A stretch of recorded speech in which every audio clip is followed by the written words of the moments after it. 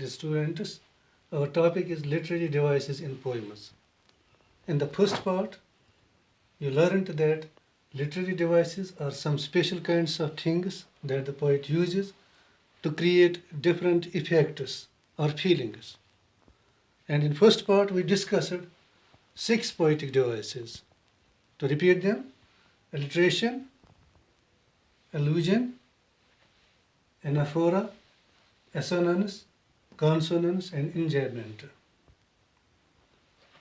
Now moving on, the 7th literary device which we are going to discuss today is hyperbole. Hyperbole is a Greek word which means overcasting. And this device, it is the use of exaggeration to lay emphasis. Bada chada kar pesh karna, bada chada. Example from the poem The Daffodils by William Wordsworth, class 11th poem, where the poet says, 10,000 saw I at a glance.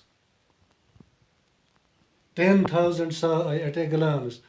It means he tells us that he saw 10,000 flowers, daffodils, immediately when he looked at the sight at the daffodils.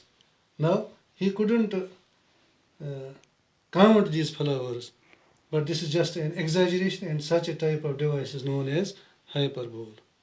Another example from the poem After Apple Picking by Robert Frost in class 12. The poet says, there were 10,000 fruit to touch. So this again an exaggeration or hyperbole. Another device, number 8, inversion or anastrophe. In inversion or anastrophe, the normal order of words in a sentence is reversed so as to produce a particular effect, like rhyming effect. It means the order of the words in the sentence is not in the normal way.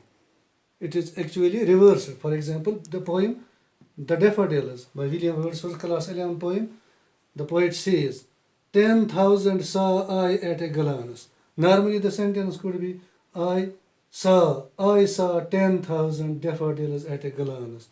But the poet says, 10,000 saw I at a glance. So the order of the words has been reversed, and this reversal of order is known as inversion or anastrophe. Another example from class 11 poem The Listeners by Walter de la Mare. The poet in one verse, never the least tire made the listeners. Normally the sentence could be, the listeners never made the least satire. But here again the order of the words has been reversed. So it is also an example of inversion or anastrophe. Class 12 poem Punishment in Kindergarten by Kamala Das. In one line the poet says, in clusters sat my schoolmates. Normal order would be, my schoolmates sat in clusters. So here again the order has been reversed, so it is also an example of inversion. Number 9, onomatopoeia. Onomatopoeia, it is the use of sound words.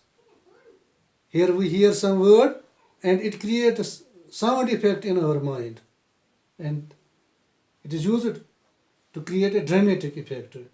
Whenever we hear such a word, it immediately comes to our mind that some sound is referred to, and such a device is known as onomatopoeia. For example, in the poem The Listeners, the poet Walter de la Mare has used many sound words. For example, chomp, smote, crop. These are all sound words, and they constitute the onomatopoeia. Or in the poem Sunrise by Padma Sachdev, class 12, the poet has used the word thundering. When it strikes our mind, naturally the sound of thunder comes to our mind. This use of these sound words is known as onomatopoeia. Number 10th is Scenic Dosh. Scenic Dosh. In Scenic Dosh, a, the poet uses a word or a phrase which is part of something, but this part refers to the whole of that thing. A word or a phrase is used by the poet, but that word or phrase is a part of something, but it refers to the whole thing. For example, in the poem Personal Helicon for Michael Longley by Seamus Heaney in class 11, there is a line, others had echoes, gave back your own call. Here others means the wells, others, the wells other than the well that attracted the poet in his childhood. The wells other than the well that attracted the poet in his childhood.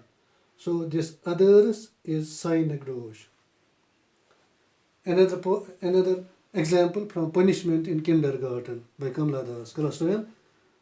The poet says, the words are muffled now. The laughing face is only a blur. Here, the words refers to the abusing words of the teacher. Abusing words of the teacher. And the laughing faces refers to the laughing faces of the poet's schoolmates. Means the words is a part of the abusing words of the teacher, but this part clearly indicates to the whole thing. So this is example of synecdoche. Similarly, the laughing faces means the laughing faces of the poet's schoolmates.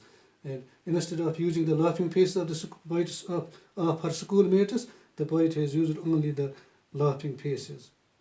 This is synecdoche. Number 11, refrain.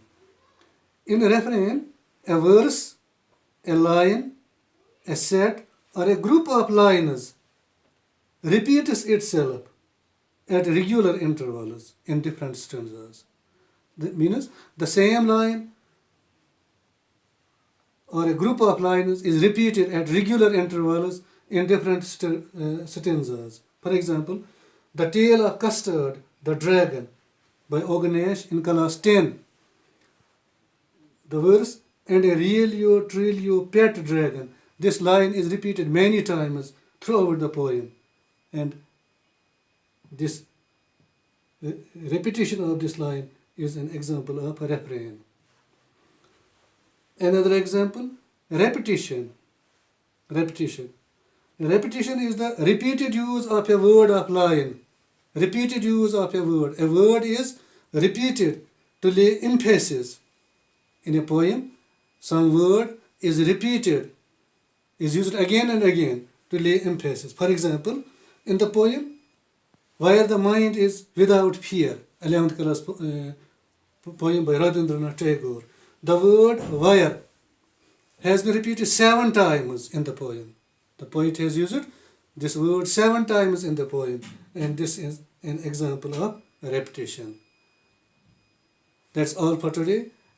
We will continue in the next lectures. Thank you.